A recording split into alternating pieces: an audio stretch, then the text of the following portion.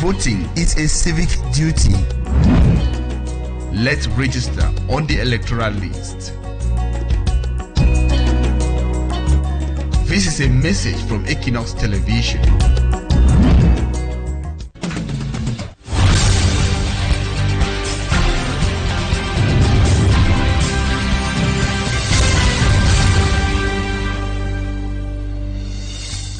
Good evening, ladies and gentlemen. Thank you so much for joining me on this edition of the 6 p.m. primetime newscast on Equinoxe Television. First, our top stories. A wave of shock swept through Bameinda, particularly Bameinda 2 subdivision on Sunday, April 6th, as multiple corpses were discovered at various locations, including Hospital Runabout, the Food Market, Brasserie Junction, and Mile 19. The victims' hands were tied behind their backs, and some showed signs of brutal execution. Away from that, we'll take you to the Nyonkele division, precisely in the center region, where Christina Somo, a resident of Majab, is currently in a critical condition after being attacked with a machete by her partner known as Jean Rene. The attack followed Rene's accusations that Asomo was having an intimate relationship with his cousin. Those are our top stories. The news in full in a jiffy.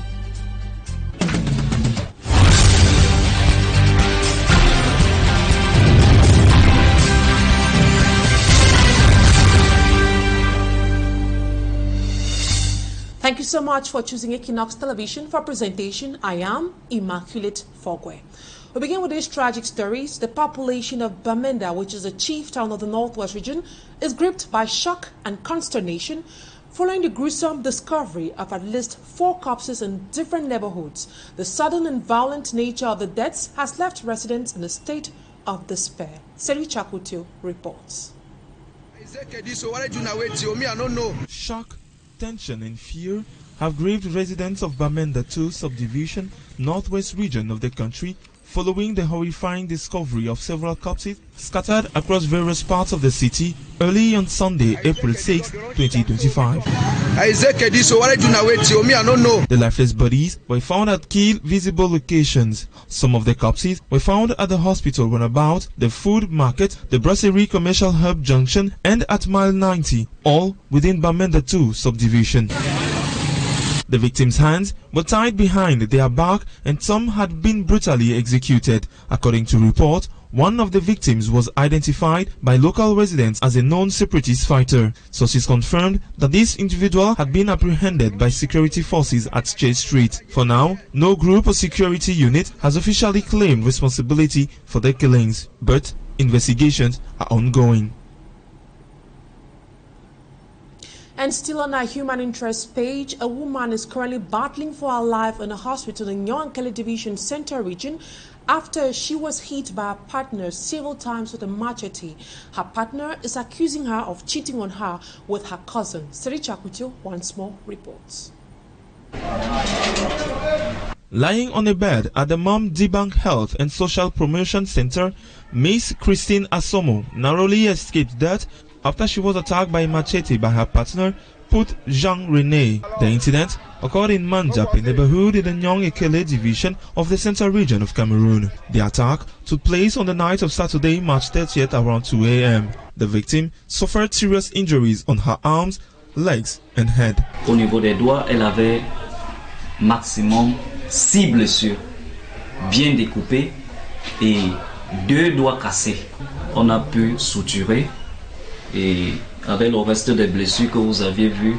After she was violently beaten several times by her partner, Christine Asomo claims to have filed a complaint to the chieftaincy. However, no action was taken. Faced with the inaction of traditional authorities, she decided with the help of her attacker's cousin to file an official complaint against him. When the accused learned of the complaint, he decided to take action, suspecting his cousin of allegedly maintaining an intimate relationship with his partner. Le vendredi, c'était grave avec la machette.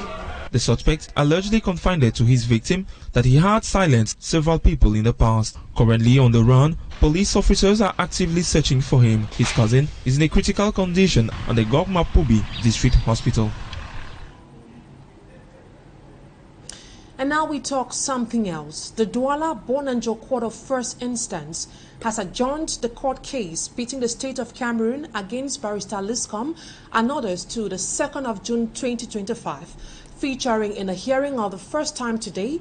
The matter was adjourned because of the non-presence of one of the accused, known as Maximilian Gombe. Speaking after the decision in Duala, human rights lawyer Alice Combs said that she is happy that the matter has been taken to court, as she will have the opportunity to expose a violation of the law by the Cameroonian government. Details with Fomi Armstrong Sander.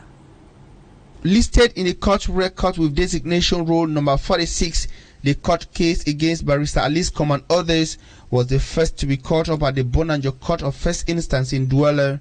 Available well on time, Barrister Alice Combs presented herself for the hearing before its immediate adjournment to June the 2nd, 2025. So today, Maximilian Gombe is one of the 3 persons summoned: Redak, myself, and Maximilian, who is not in Cameroon.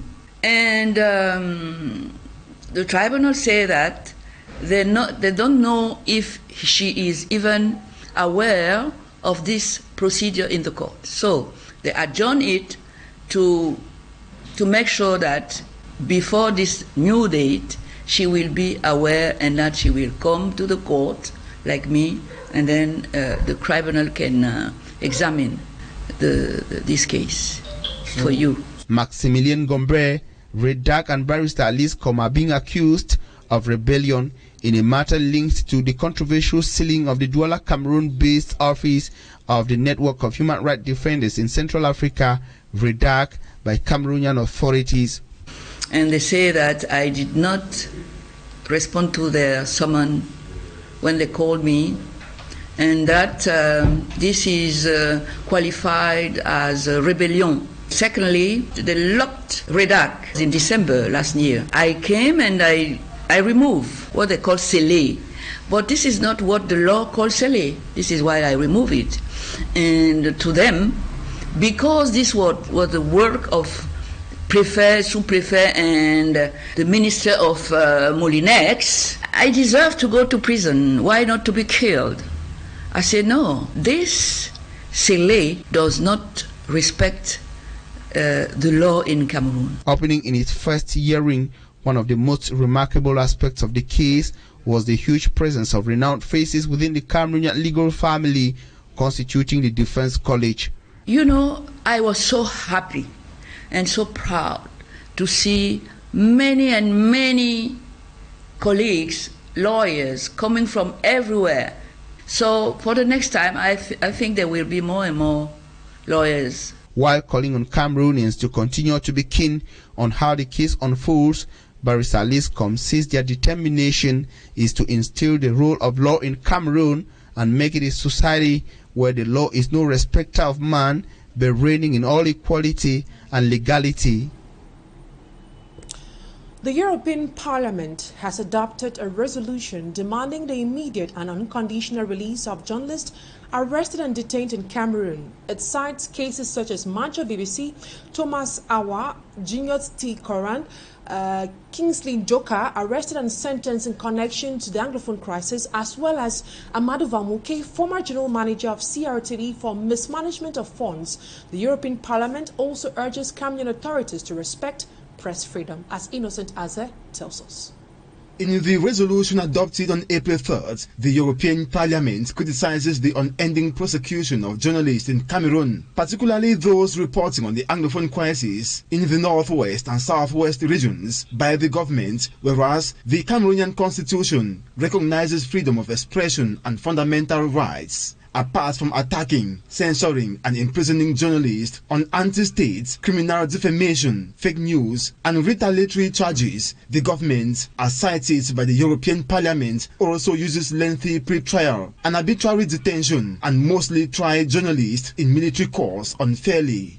With materials from the Committee to Protect Journalists and the UN Committee Against Torture, the European Parliament condemns all forms of attacks, detention, torture and killing of journalists like Samuel Wazizi, Martinez Zogo, Jean-Jacques Olabebe and Anyen Denso, while calling on Cameroonian authorities to respect press freedom. The European Parliament urges them to immediately and unconditionally release Mancho BBC, Thomas Awa Jr., T. Conrad Kingsley Fomunyo Njoka, arrested and detained since 2017, and Amadou Valmouke, former general manager of State Broadcaster, for mismanagement of funds. Cameroonian authorities are also urged to end their practice of trying civilians in military cause, which does not comply with international law, and to stop abusively invoking terrorism, anti-state and fake news charges in cases against journalists. The European Parliament demands the EU and the member states to raise cases of detained journalists with the Cameroonian authorities, and for the EU to use its diplomatic and economic leverage to achieve tangible improvements in human rights in Cameroon. The European Parliament reiterates its call on the member states to support a UN Human Rights Council fact-finding mission to Cameroon, particularly in the light of the armed conflicts in the northwest and southwest regions. The President, governments and Parliament of Cameroon will be served a copy of the adopted resolution by the President of the European Parliament. Critics of President Paul Biya's regime have been highlighting what they qualify as deceptive and egocentric strategy of the head of state to trap Cameroonians in what they qualify as another 7-year mandate of misery, suffering, making reference to his recent social media outing. And however, his followers and sympathizers praise him for this action. Babila Jonathan tells us more. In recent times, President Paul Biya has been more present on social media. He has been addressing Cameroonians through these short messages. You have to know that everybody is going from the analog to the digital world now.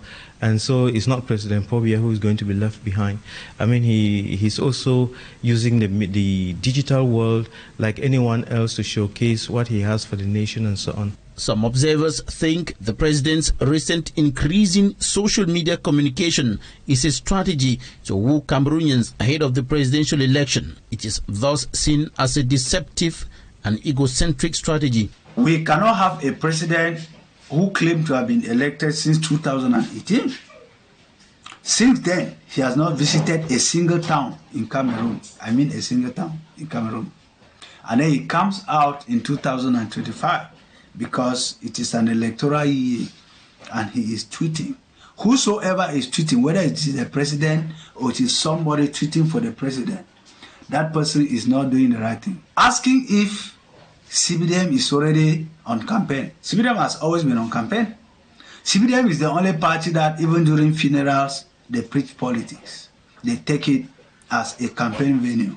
But those close to him or the regime see no abnormality in the head of state social media messages. There's a regular campaign period, but don't forget that all political parties are supposed to always be dialoguing with their supporters on the field. They're supposed to be telling the other members of the public what their mission and values are, so that they can get more votes, or so you can adhere to what they are selling. So it's not unusual when the campaigns would come around, things would kind of like just heat up. But I think this is just the foretaste of what is going to come. Check with all the other political parties, they're doing exactly the same thing and even more. President Paul Biya has been highlighting and sharing his vision, thoughts and perspectives on a wide range of the issues of national interest via what has become almost a daily communication on social media. Still in politics, Professor Maurice Kamto, leader of the Cameroon Renaissance Movement's political party, has paid tribute to party militants still in detention by establishing a political prisoners and diaspora unit in Lokpom Duala 5 subdivision. This move aims to strengthen the party's political strength. Malagla reports on the launch of these units in Duala. As a tribute to their fellow political prisoners, some of whom remain deprived of their liberty, the Cameroon Renaissance Movement established the political prisoners and diaspora unit this weekend in Lokpom in the Duala 5 district. C'est un symbole en réalité qui envoie à l'engagement. It is a symbol to confirm the determination of our political prisoners towards the liberation of our country and determination of Cameroonians who continue to call for justice to these prisoners. Because since their detention, Cameroonian diaspora showed concern to the injustice they perceived. Reconnaître que la diaspora camerounaise et s'est montré très sensible à l'injustice qu'ils étaient en train de subir. In defense to these prisoners, Fabienne Kenya, a lawyer at the Cameroon Bar Council, serving as secretary of the unit, explained the torture experienced by these activists, some of whom were arrested in the aftermath of the 2018 presidential election.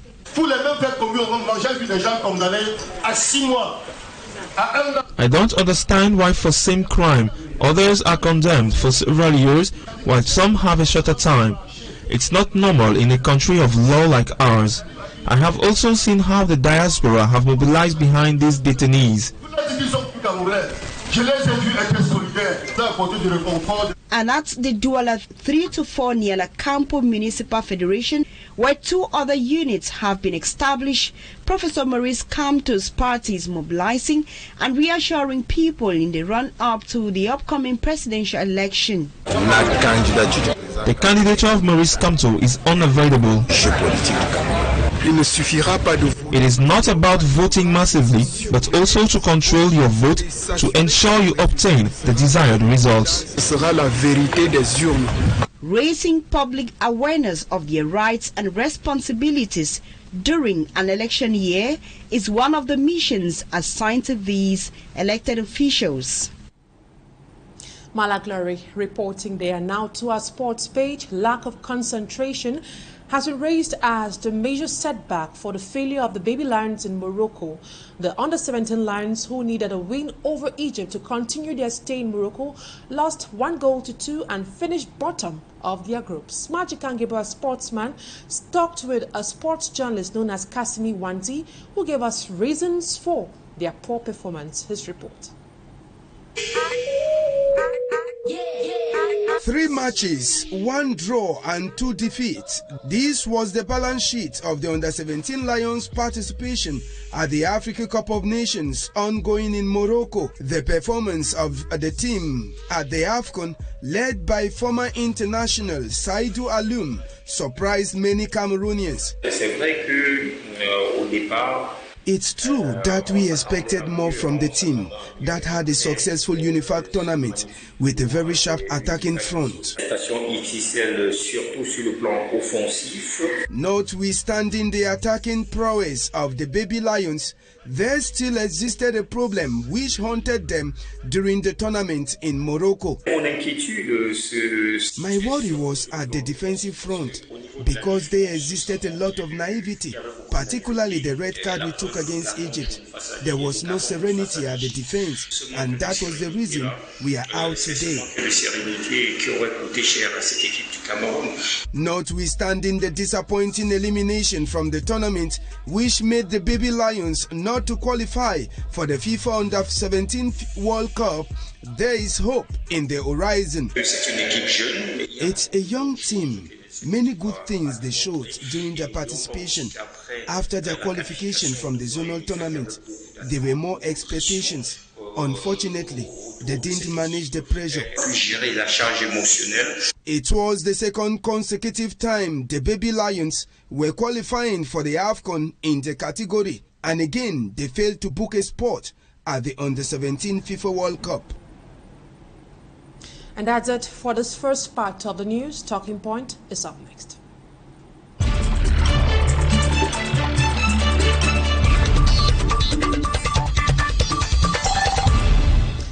On tonight's edition of Talking Point, we'll be looking at the recent outing made by the European Parliament, where they called for the unconditional release of persecuted journalists in Cameroon. And to answer questions on this, on the line in South Africa is for NCHANJI. He is an award human rights journalist from Cameroon. Good evening. It's a pleasure to have you on Talking Point tonight. Hi there. Good day, Immaculate Fogwe, and a special one to your televiewers. Thanks for having me. For NCHANJI, the European Parliament has called for the unconditional release of persecuted journalists in Cameroon, including those like Amadou Vamouke, Mancho BBC. As a journalist who once worked in Cameroon, do you think the government respects this call, and what implications might this have for press freedom in the country? Well, the EU's call for the unconditional release of journalists in Cameroon is not new.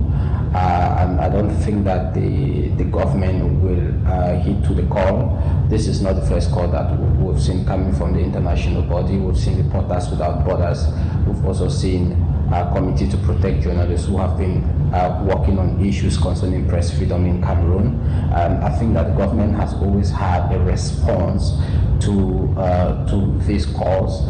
In some occasions, we've seen the President of the Republic say that the judiciary is different from the executive, and that if the judiciary finds someone guilty, the judiciary will take its decision, and that if the judiciary finds someone not guilty, they will take its decision.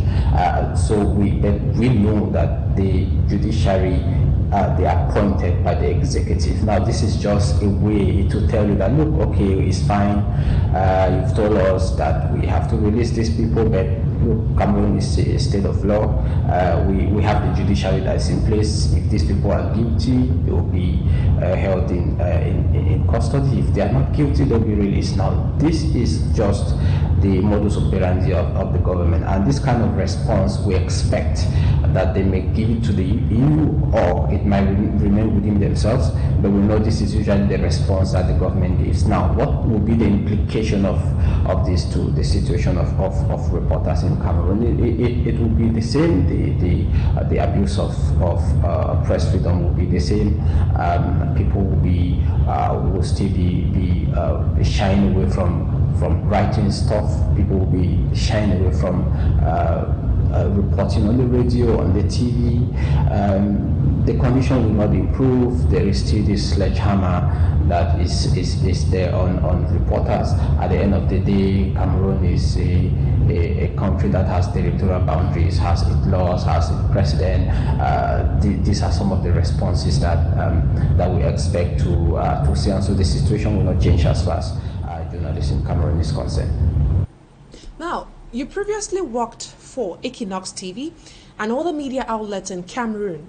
Can you describe the media landscape in Cameroon during your time there, and what were some of the challenges you faced while being a journalist right here in Cameroon?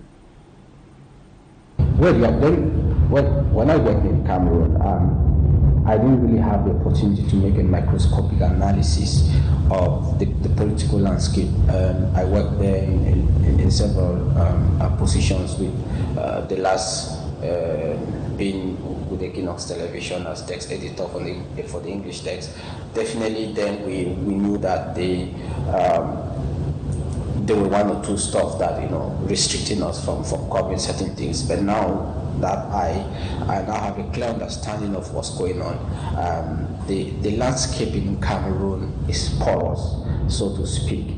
In Africa, we have Cameroon is one of the countries that has one of the highest number of media houses. You have television, radios like 600, television like 200. I mean, the main ones are the small cable and stuff, newspapers. There are just so many. And now when you want to take an analysis, make an analysis of certain radios and newspapers, and even online and TV stations, you discover that politically some are aligned with some political parties. Culturally, they are aligned with certain tribes, and this makes it difficult for the media to move ahead. It makes it difficult for the media to come together and speak one language, because this TV station will be saying, oh, this minister or this director comes from my village, so I must say everything that goes in accordance with what the minister is saying, even if he's going against the law, even if he's not doing his job. And socioculturally, you find yourself as a media defending someone who's incompetent. That's the way journalism in Cameroon has been made. And now you find people who are doing all kind of stuff, and they are not doing anything for national unity. That's why you find debate now on TV stations, on radio stations, online. The debate are going in all directions, insultive and all whatnot. So I think that the media landscape in Cameroon is very porous. The media landscape in Cameroon is politically manipulated, socio-politically also manipulated, and to crown it all, it lacks independence because of the economic hardship. So due to this economic hardship, the other factors that I listed below can come into place. Your case drew international attention to the issues of press freedom and human rights violations in Cameroon. How do you think your experience reflects the broader challenges faced by journalists in the country, and what does this say about the state of human rights in Cameroon? Of course. My case, because then in 2017, I was a panelist at the UN Minorities Forum in Geneva, Switzerland, as a journalist and as someone who was advocating for peace and for the respect of human rights. And of course, you know all what happened. I covered the early stages of the armed conflict in the Northwest, Southwest. It was great, it was wonderful, but then some people in power thought that, oh, this guy was stepping on many toes, this guy was revealing the rough truth, this was happening, and then you start receiving some kind of messages and comments and people talking at you, and you discover that, oh, look, my time is up. So that's what happened. So, and now this drew an international attention. Why? Because I had engaged myself with the United Nations, and that's why at some point I had written to the UN to tell them that, look, what I've done back home, nothing wrong, but please, you need to make sure that you tell the government that, look, this guy is just doing his job, nothing should happen to him. And this brings me to the issue of always being a journalist, being attached with an international organization or even a local association. Is very important for you to be part of an organization or an association that can be able to defend your rights tomorrow. Many people don't belong to Kamaset. Some don't belong there, some belong, they are not too serious. Until when something happens to you, before you see the importance of belonging to such organizations and associations. I will tell you one thing. This is very important. Especially when you start having gigs that will make you travel, or when you start writing reports that might lead you to trouble. I'm not saying you should belong to this association because you have to cause chaos with their report. No, that's not the case. It's always good to belong to them, so that tomorrow if something happens, we know there's always a persecution against reporters, so that these bodies will help you. They can help fight for you. They can only help to maybe press the government and do stuff. They have some limits. That's why you see many organizations that have written against the government and pressurized them to release these reporters that are in jail. They've not done so. But it's also very important to belong to them. So my idea of I've traveled in about 4 African countries, all of them having a journalism background. The reasons why I traveled, I see that especially in East Africa, there's a lot of unionism. Also in Southern Africa among reporters. I believe that we also need to come together, because there's a union makes a big force. But the only problem I have home is that even in this unionism, there are people whom I can say blacklegs, who always go back and report what's happening in this profession, in this association. Before something happens, the Secret Service and everybody, they are already aware that this is what is happening. That is a problem we have back home. We need to be our brother's keeper, but we are not. For Hanson NCHANJI, an award-winning human rights journalist from Cameroon. Thank you so much for your time. And that's what put an end to today's edition of the 6 p.m. primetime newscast on Equinoxe Television. Thank you, ladies and gentlemen, for always choosing us. Have a wonderful evening in the company of more interesting programs on ETV. Bye-bye for now.